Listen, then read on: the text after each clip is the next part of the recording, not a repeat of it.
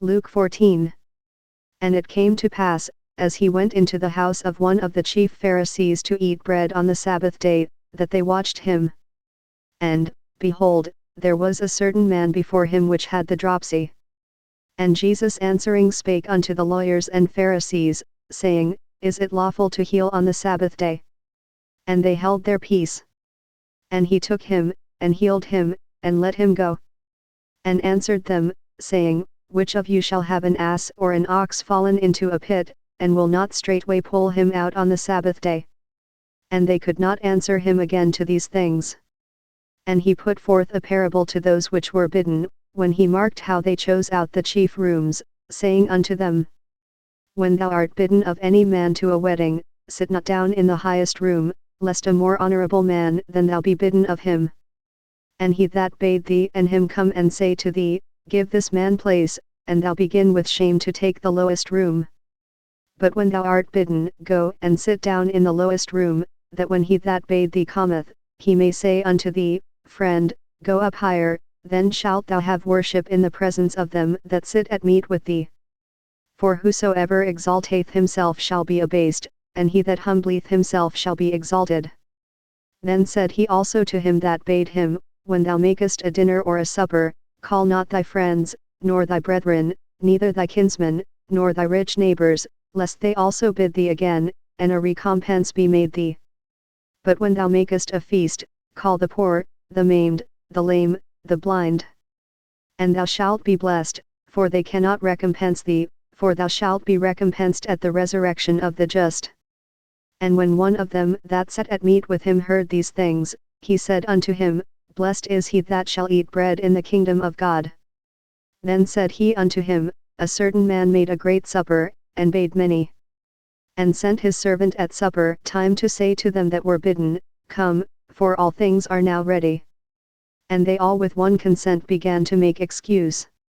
The first said unto him, I have bought a piece of ground, and I must needs go and see it, I pray thee have me excused. And another said, I have bought 5 yoke of oxen, and I go to prove them, I pray thee have me excused. And another said, I have married a wife, and therefore I cannot come. So that servant came, and shewed his lord these things. Then the master of the house being angry said to his servant, Go out quickly into the streets and lanes of the city, and bring in hither the poor, and the maimed, and the halt, and the blind. And the servant said, Lord, it is done as thou hast commanded, and yet there is room. And the Lord said unto the servant, Go out into the highways and hedges, and compel them to come in, that my house may be filled. For I say unto you, that none of those men which were bidden shall taste of my supper. And there went great multitudes with him, and he turned, and said unto them, If any man come to me, and hate not his father and mother and wife, and children, and brethren, and sisters, yea, and his own life also, he cannot be my disciple. And whosoever doth not bear his cross, and come after me, cannot be my disciple.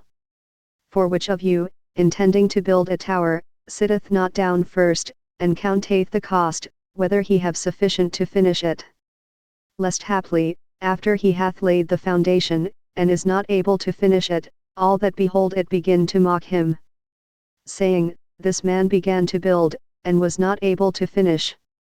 Or what king, going to make war against another king, sitteth not down first, and consulteth whether he be able with 10,000 to meet him that cometh against him with 20,000? Or else, while the other is yet a great way off, he sendeth an ambassage, and desireth conditions of peace. So likewise, whosoever he be of you that forsaketh not all that he hath, he cannot be my disciple. Salt is good, but if the salt have lost his savour, wherewith shall it be seasoned? It is neither fit for the land, nor yet for the dunghill, but men cast it out. He that hath ears to hear, let him hear.